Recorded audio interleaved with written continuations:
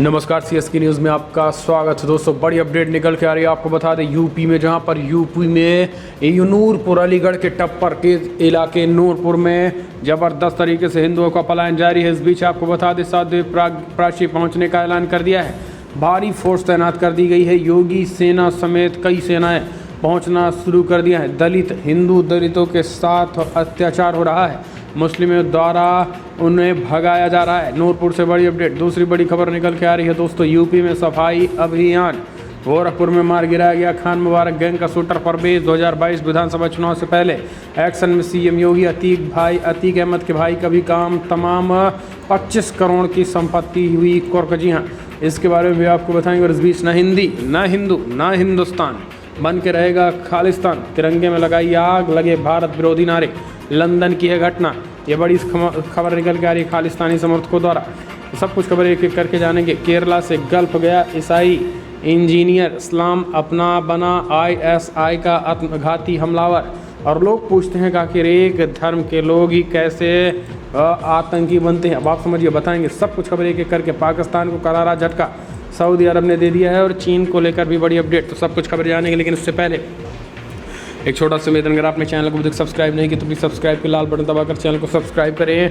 और जो पल पल की अपडेट, बड़ी खबर निकल के आ रही है, वो हम आपको बताएं। दरअसल पहली बड़ी अपडेट निकल के आ रही है। आपको बता दें, हिंदू परिवार पलायन का मामला नूरपुर पहुंच सकती है साध्वी प्राची। गांव के सभी रास्ते से भारी फोर्स तैनात। साध्वी प्राची ने किया ऐलान, कहा नहीं बिकने देंगे एक घर, सभी मस्जिदों में कराएंगे हनुमान चालीसा।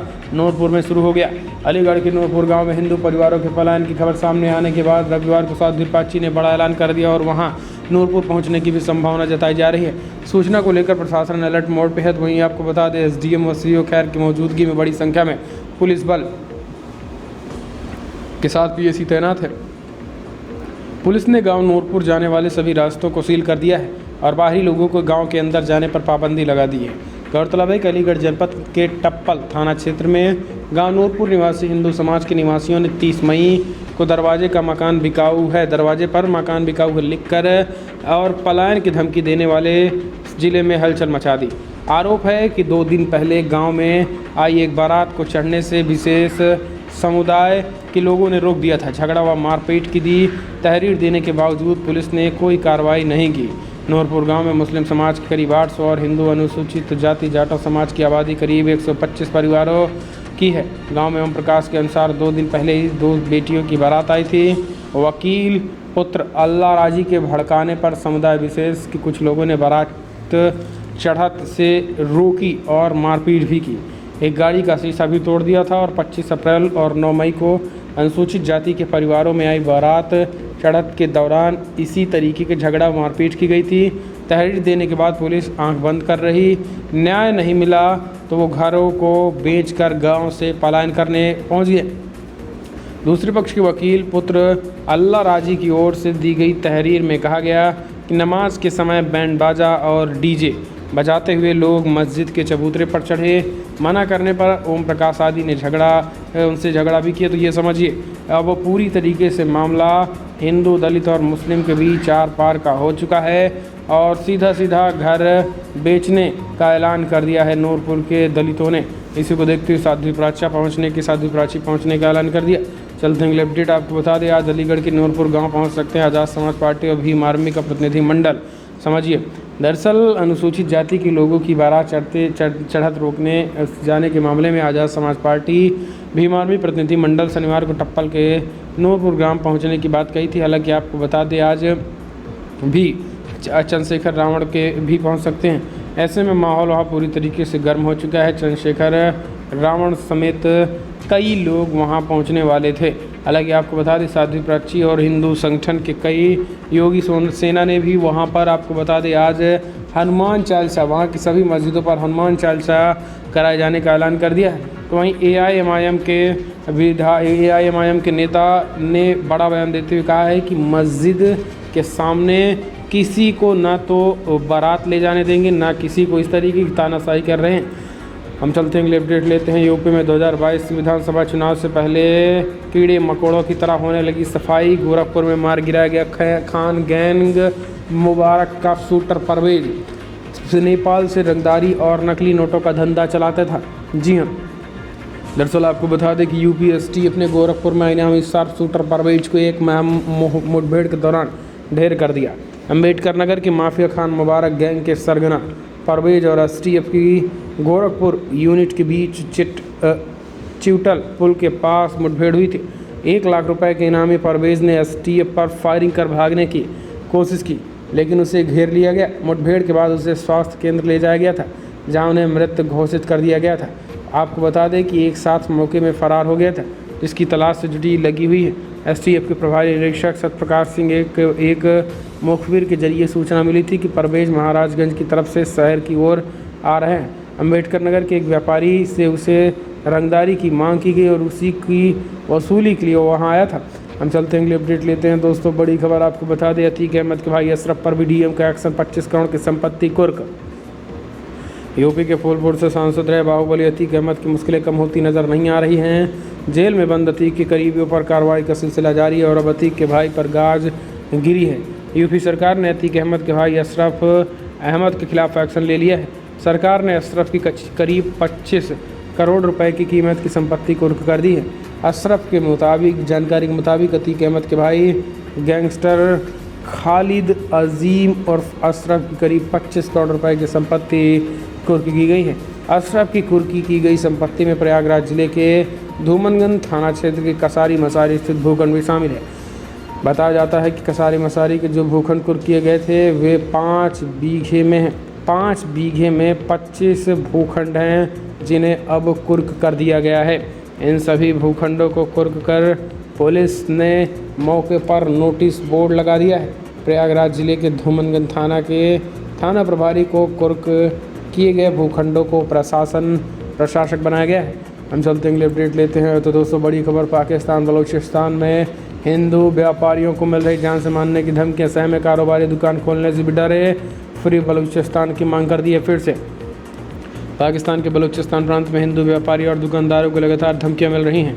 पिछले दिनों अज्ञात हमलावरों ने एक कारोबारी अशोक कुमार की हत्या कर दी थी, जिसके बाद से वहां कारोबारियों को लगातार जान से मारने की धमकी मिल रही है।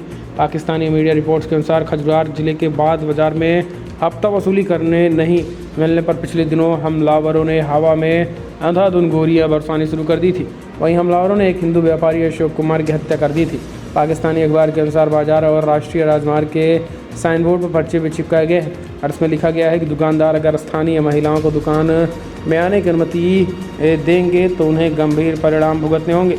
गौरतलब है कि पिछले दिनों कारोबारी की हत्या के बाद दुकानदारों और स्थानीय लोगों ने विरोध किया था और प्रदर्शनकारियों ने घंटों नेशनल हाईवे जाम कर अपना विरोध जताया था।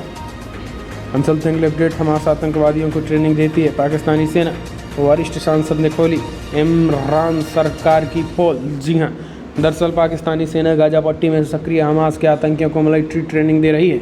इस बात का खुलासा पाकिस्तान के वरिष्ठ नेता और पूर्व राजनयिक राजा जफर उल हक ने खुद किया है। उन्होंने कहा है कि पाकिस्तानी सेना बहुत पहले ही हमास के लड़ाकों को ट्रेनिंग दे रही है, जो अब भी जारी है। इतना ही नहीं कहा तो यहाँ तक भी जा रहा है कि पाकिस्तान सेना की स्पेशल कमांडो यूनिट एसएसजी की एक बटालियन इस ट्रेनिंग सेंटर को चलाने के लिए गाजा से कई सालों पहले ही तैनात कर दी गई है। तो ये हालत हो चुकी है। हम चलते हैं, अपडेट। ना हिंदी ना हिंदू, अब तो हिंदुस्तान ना हिंदुस्तान बन के रहेगा खालिस्तान। तिरंगे में लगा आग, लगे भारत विरोधी नारे। लंदन की घटना है ये।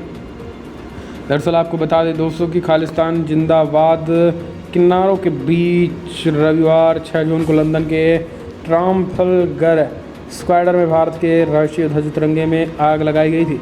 भारतीय उच्चायोग ने इस संबंध में बयान जारी करके कहा है कि फिलहाल घटना से बेहद चिंतित और व्यथित है।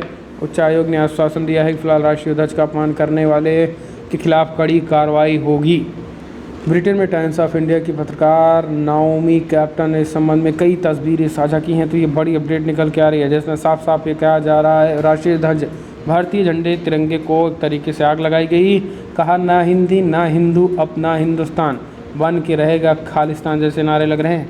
हम चलते हैं, अपडेट। योगी आदित्यनाथ की कुर्सी सिक्योर, नहीं हटा पाएगा कोई। जी हाँ, दरअसल सीएम योगी आदित्यनाथ की कुर्सी कई नेताओं की नज़र थी, लेकिन सीएम योगी किसी की नज़र ना लगी सीएम योगी पर और स्पष्ट हो गया कि बाबा योगी 2022 का नेतृत्व करेंगे और 2022 में एक बार फिर से पूर्ण बहुमत की सरकार बनाकर बचे खुचे जिहादियों को एक्शन मोड में हैं और उनको भी साइड लाइन किया जाएगा। आपको बता दें कि सीएम योगी ने ठाना है 2022 में फिर से सत्ता लाना है और फिर जनता जनार्दन के साथ यूपी में क्लीन यूपी का जो नारा चल रहा है वो क्लीन होता ही रहेगा।